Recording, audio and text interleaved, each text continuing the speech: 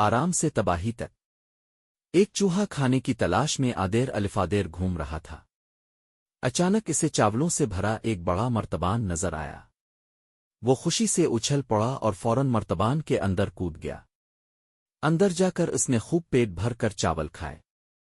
شروع میں وہ بہت خوش تھا کیونکہ اسے لگا کہ اب اسے بغیر محنت کے ہر روز کھانا مل جائے گا۔ دن گزرتے گئے۔ چوہا وہیں رہنے لگا۔ وہ کھاتا سوتا اور آرام کرتا رہتا۔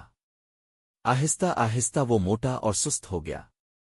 پھر ایک دن جب مرتبان میں چاول کم ہونے لگے تو چوہے نے باہر نکلنے کی کوشش کی۔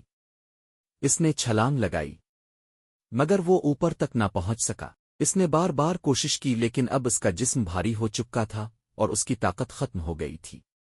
آخرکار اسے احساس ہوا کہ آرام اور آسانی نے اسے قیدی بنا دیا ہے۔ کہانی کا سبق: جب انسان ضرورت سے زیادہ آرام اور سہولتوں کا عادی ہو جائے تو وہ اپنی آزادی اور طاقت دونوں کھو دیتا ہے۔ ترقی حاصل کرنے کے لیے انسان کو اپنا کمفرٹ زون چھوڑنا پڑتا ہے کیونکہ کامیابی ہمیشہ آسان راستوں سے نہیں ملتی۔